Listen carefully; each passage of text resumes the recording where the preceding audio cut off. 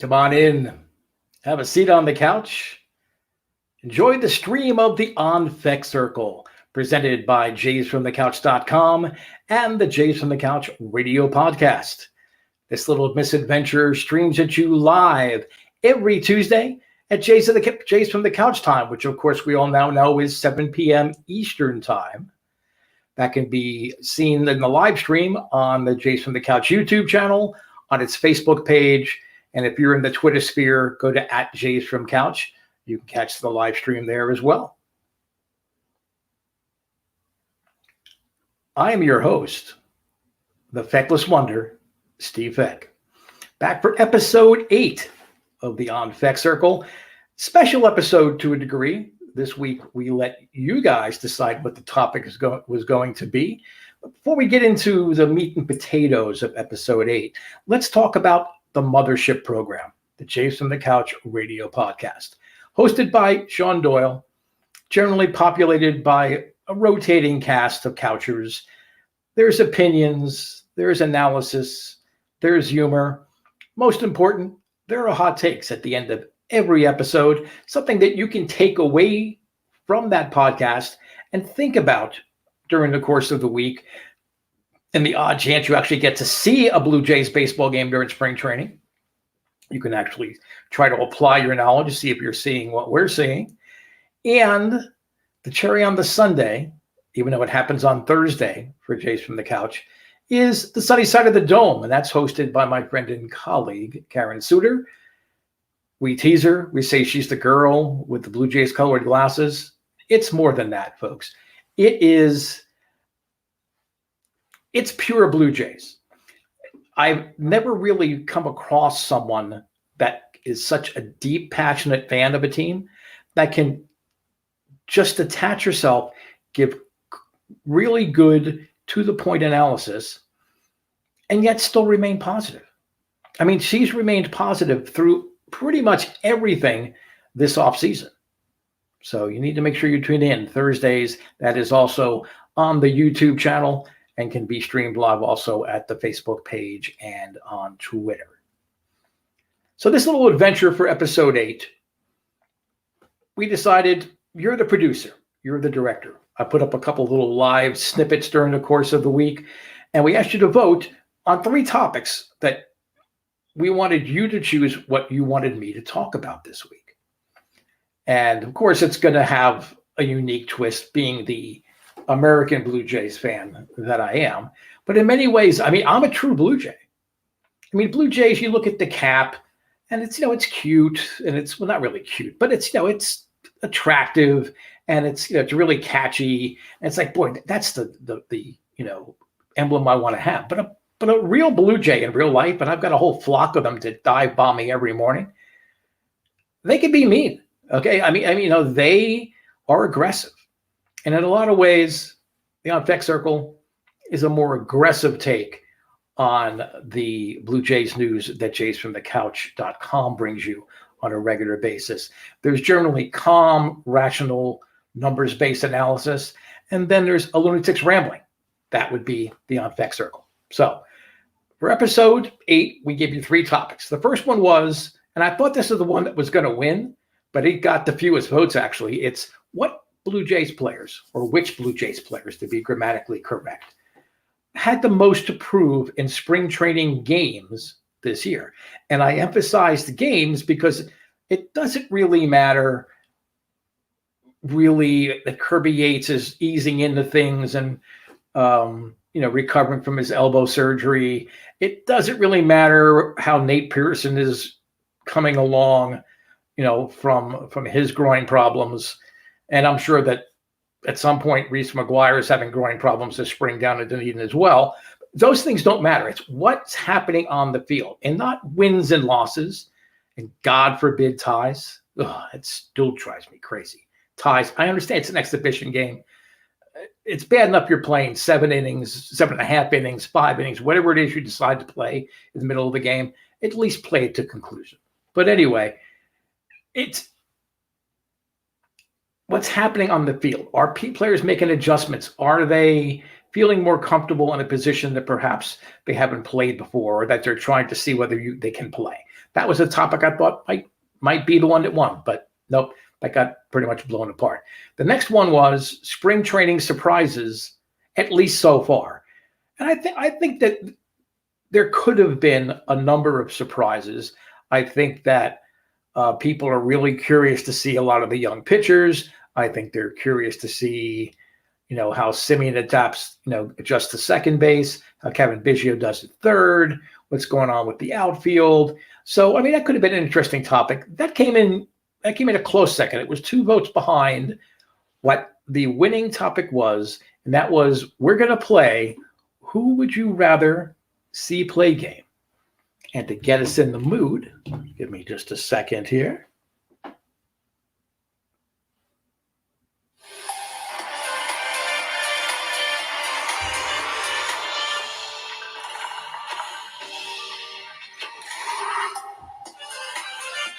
That's right, boys and girls. It's time to play Jason McCouch's favorite game show. Who Would You Rather See Play? And here's your host, the Feckless Wonder, Steve Fek. All right, enough of that nonsense. Enough of the shameless plugging. And for those of you still wondering exactly when I'm going to start feeling shame about this show, you've got a long way to go, folks. Long way to go. I haven't even scratched the surface of low that I could reach with doing this show. But I'm glad that you're here. It's going to be a fun topic. We're going to basically take a look at not every position. I think it's understood Bo Bichette's the shortstop. I think it's understood, if not acceptable, that Marcus Simeon's the second baseman. It's understood George Springer is playing center field. It's understood Hyun-Jin Ryu should probably be the opening day starter. So those things are all, pretty much already established. But I think there's a lot of interesting things that could happen during the course of spring training. And it's going to make you ask the questions, who would I rather see play? And we're going to start in the rotation, especially now that Nate Pearson probably is not going to be on the opening day roster. He may start on the DL. He certainly won't make his first start. So let's look at the rotation. And now everybody kind of moves up a slot. My man Tanner Roark is guaranteed at least a couple of starts now, no matter how much they want to try to screw him up. Tanner, I'm still behind you. This is just your. But who should be the 5th starter? Should it be Ross Stripling? Or should it be Trent Thornton? Ross Stripling has the major league resume. He was a very useful, very versatile pitcher in the Dodgers scheme of things. He certainly is not afraid to take the ball on a regular basis. I kind of thought that he would maybe be used in those piggyback situations that they seem to be leaning toward this year. But Trent Thornton's an interesting case. People forget that I think he led the team in ERA and wins in 2019. But as I have often been criticizing Marcus Simeon, he was third in the MVP voting, but that was 2019. So it's hard to say what Trent Thornton exactly could bring to the rotation. He has, even last year, other than 2 just atrocious outings, he pitched pretty well last year. If you take those 2 outings out, I think his ERA was around 2.8 or 2.9. So it's not out of the question that Trent Thornton could be the 5th starter, but I think Ross Stripling is probably the best choice to be the 5th starter going into spring training. So who would you rather see play? I should mention that you can type in, if you're watching the live stream, on the YouTube channel, on Facebook, on Twitter. You can type in your comments, your questions. You cast your votes as we're going along. Who would you rather see be the 5th starter? I say it should be Ross Stripling. And apparently that seems to be where the Jays are leaning at this point. Sticking with the pitching, who would you rather see be the late inning relievers? Really the tandem that you use in the 8th and the 9th inning. Kirby Yates and Jordan Romano, or Kirby Yates and Merriweather. Now, Merriweather, many of you probably think, as a starter.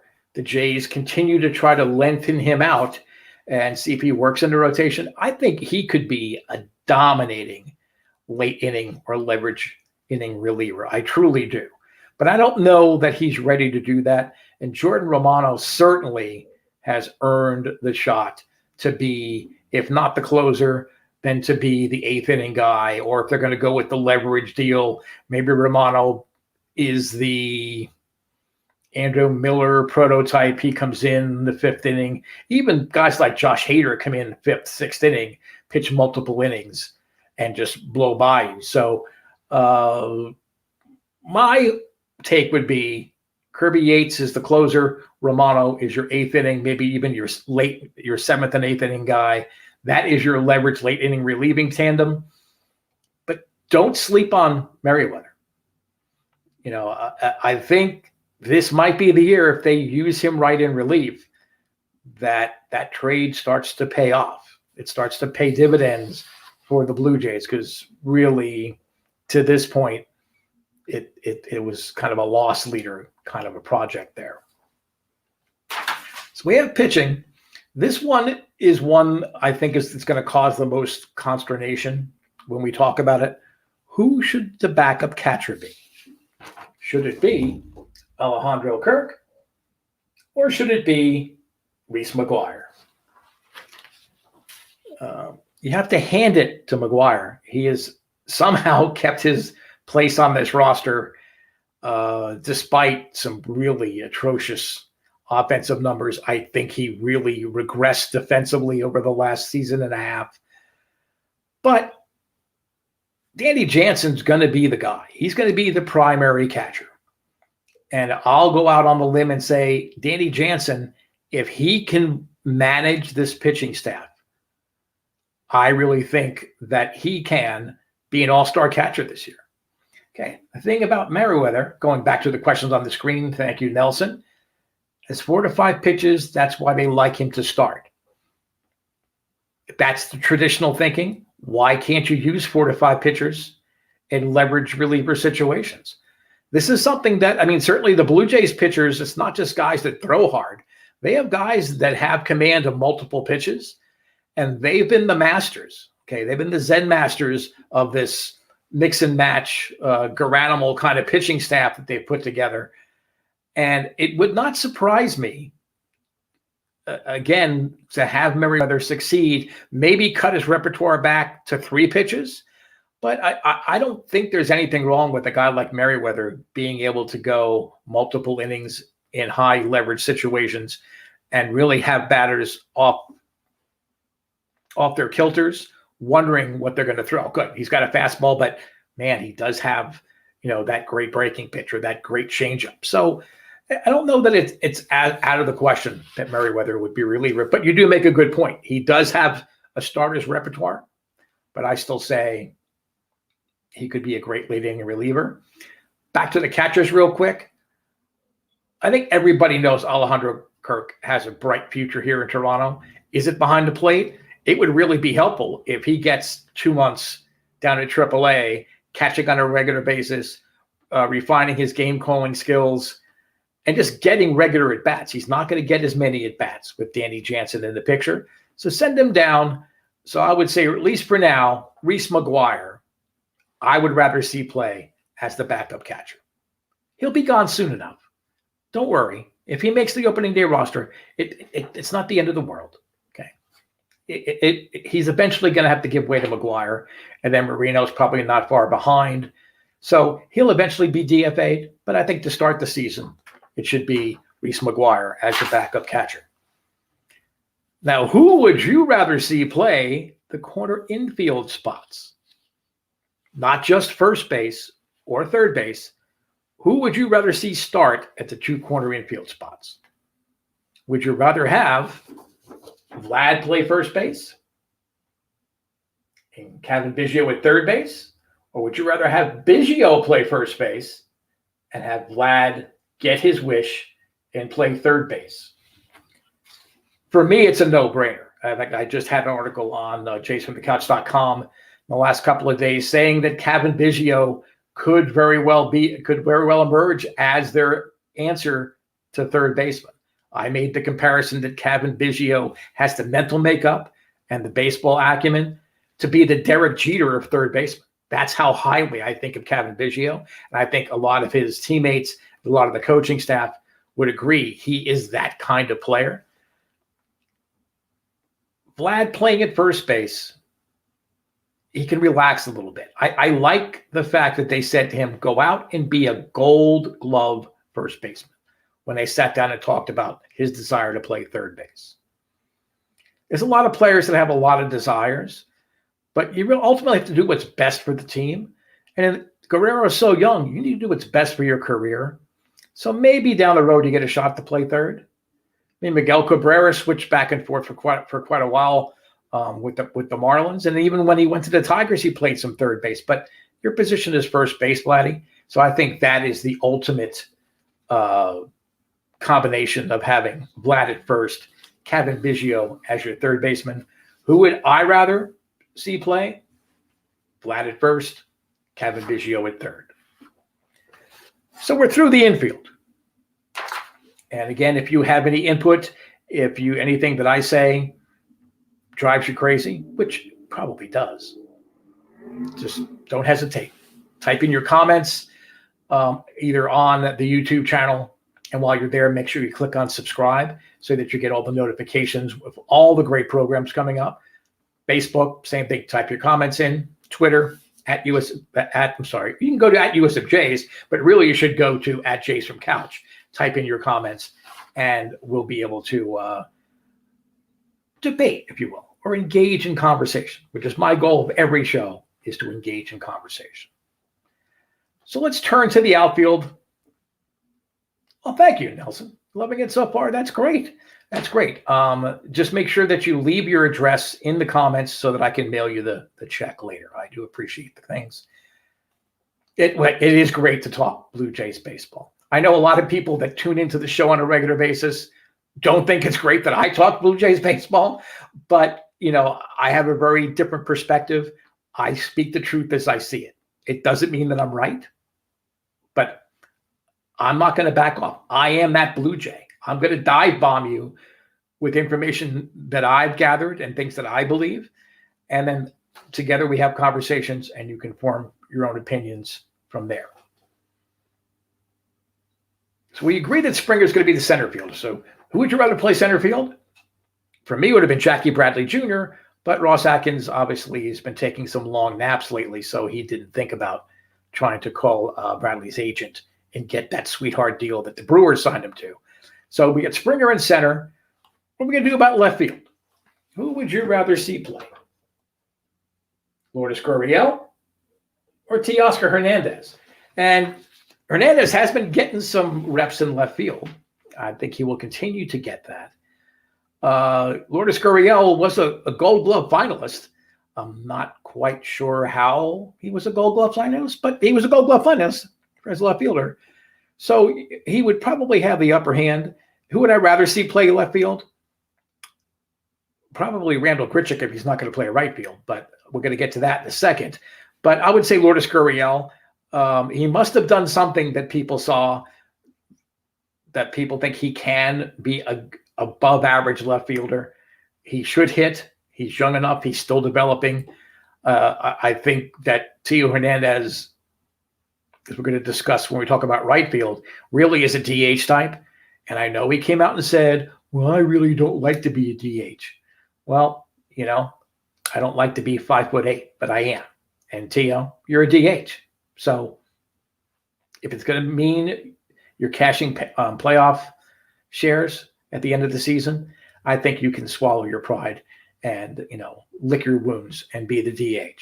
But I would say Lourdes Gurriel. Who would I rather see play left field? Lourdes Gurriel over Teo Hernandez, or really anybody that's there. I almost put Jonathan Davis to have him play center field and Springer move to left or to right.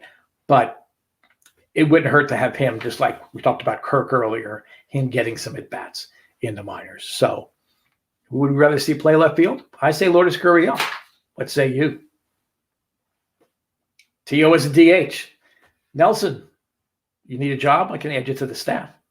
Not that you would get paid, but the prestige of being associated with JFtC and Lord knows the On Fek Circle. I think that's payment enough, don't you? But no, I agree with you. He is a DH, and I do appreciate the continued input. Don't be shy if you're out there. I'm sure somebody else besides Nelson is out there mocking me behind the scenes. So if you have something, don't be shy. Type in your comment, and we'll get it up on the screen, and we'll try to respond as quickly as we can. So now let's go over to the other corner outfield spot. Who would you rather see play right field? Tio Hernandez or Randall Grichuk? Nelson backed me up there. Tio's a DH. He is not a good outfielder. He won't get hit in the head like Derek Fisher, but he will look helpless out there. Like when they, when I'm trying to draw a comparison to as an outfielder. I was always tough on George Bell as an outfielder, especially when he first came up. He had no idea. I think if he caught the ball, he was the most surprised guy on the field. But Tio is a DH. I think he's found himself as a hitter. I don't know that there's anything to find as an outfielder. Randall Grichuk is underrated. Is he overpaid? I might grant you that. I'm a Grichuk fan. But I might tip my hat to that one and say, yeah, maybe he's overpaid and he's got 3 years left in his contract. So in theory, he's the ideal guy to trade. But who's going to trade for him? Unless you give a lot of money or you put in a really top prospect, I would think a guy like even Tio would draw something on the market. But I think Rowdy Tellez is their big bargaining chip in order to get them the pitching help that they need. So who would I rather see play right field? Randall Grichuk. I wouldn't mind seeing him play center field. Okay, is he Jackie Bradley Jr. or Ken Griffey Jr. or Lloyd Mosby? No, he is not. But he was more than respectable as a center fielder. I think he would be great as a right fielder. Now, the question is, who would you rather see as your bench bats? I'm not really ready to predict the pitching staff yet. I honestly don't know. Again, having not been able to see very, very many innings, I really can't say who's going to be in the pitching staff, but the bench kind of interests me. So should we have Rowdy Tellez, Joe Panik, and Breivik Valera on the bench, or should we keep Grichuk on the bench, which means that Tio would play right field and Tellez would be the DH, Panik, and Santiago Espinal? I absolutely go with Rowdy Tellez, Joe Panik, and Breivik Valera. Breivik Valera, I think, has been in every major league camp at some point. I know that's an exaggeration, but the Dodgers love him. The Padres love him. The Yankees have had him a couple of times in camp. He can pick it. He plays above average defense at every position. If you look at the metrics, again, he doesn't get many chances or many at-bats. I don't think the metrics are going to be kind to him, especially because now that he is getting older. Defensive metrics kind of frown upon infielders that are old. But he's had some nice at-bats in spring training. Good veteran presence. It would not hurt to have Santiago Espinal get another half a season or so in the minor leagues. He's not a difference maker to me, Santiago Espinal. I'd rather have Valera available to play second, short, and third. Espinal, I think at best, can play short and second. I think Valera's also played first base. He might have done that in Seattle, I think, or maybe it was San Diego. But those are the bench bats that I would like to see. And that's automatically taken in the fourth bench guy being the backup catcher, who we've said for now is Reese McGuire. Alejandro will get his time, but it's Reese McGuire. This is not necessarily a who would you rather see play in 2021. This might be for an after the season thing. Who would you rather see manage the Blue Jays in 2022? Charlie Montoya or Casey Candell? Those of you that don't know Casey Candell, He had a nice career as a utility player in the majors. Had a great rookie year with the Expos, one of the better rookie years an Expo ever had, actually. It's true his mother did out-hit him. His mother played in the All-American Girls Baseball League or whatever that was called. And his mother was a great player, actually. But Casey has connections back to the Shapiro, Atkins, Cleveland axis. He was a bench player in 97 for that World Series team. So he hung around another year. He's now the AAA manager at the Buffalo Bisons. And I'm not saying Charlie is going to get fired. Nelson, Charlie, I think everybody but me thinks Charlie Montoyo should be the manager going forward. I feel for Charlie. He's obviously having to implement things that maybe he doesn't really believe in, but he's having to follow the cookie cutters there. But don't be surprised if the Blue Jays struggle this year, if they can't solve their pitching situation, if they don't hit the way we all think they're going to hit, and they field worse than perhaps they did last year. Don't be surprised. Candela has those connections. He's considered a great baseball mind. And he's good with relating to young players. So is that a fair one to sneak in there? It probably isn't. It probably isn't the fair one. But just something to think about. Charlie hasn't been extended yet. So he may be the fall guy if things fall apart a little bit during the course of the year. Okay, we introduced this next segment called Blue Jays Way last week, and it's going to be part nostalgia, part Blue Jays history, part Blue Jays culture. But I'm going to sort of tie in a roundabout way Blue Jays history with the passing of Real Cormier after his long battle with pancreatic cancer. Cormier was just a gutsy, terrific player. He, obviously native of Canada. So Canadian fans, Blue Jay fans, or Expo fans. He never played for the Jays, but he did play for the Expos. They're going to think of him fondly. Most teams that he played for, he was everybody's favorite teammate. But the Blue Jays connection is they were playing the Phillies. Blue Jays were playing the Phillies. Cormier was pitching for the Philadelphia Phillies. And Roy Halladay drilled Jim Thome. Thome took him deep. He drilled him because Halladay is an old school pitcher. That's what pitchers used to do. Phillies manager at the time was Larry Bowa, who makes me seem like the Dalai Lama as far as excitability and things like that. He ordered Cormier to hit him, and he picked Cormier because Cormier had command. So he, if he was going to make a purpose pitch, the batter was going to know. So Halladay came up. Cormier came close to him twice. Didn't hit him, came close to him twice. Halladay got into a big yapping argument with Larry Bowa. They went after each other. Benches cleared. And Real Cormier was the instigator, if you will. You wouldn't think of him as that kind of a guy. He was a terrific teammate, terrific pitcher. He pitched well into his 40s. I don't think anybody would have expected that. Well, we're almost out of time. Thank you for tuning in. I hope you enjoyed playing the game and you excused all the schlockiness early on. The On Fek Circle streams at you live every Tuesday, 7 p.m. Eastern Time. Coming up on Thursday, Sunny Side of the Dome with Karen Suter.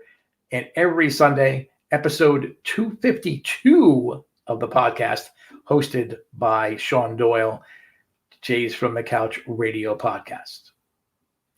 We thank you again for tuning in. Thanks for all that voted on the topic for this week's show. I'm going to have a cigar now. You enjoy the rest of your evening, and we'll talk to you next week.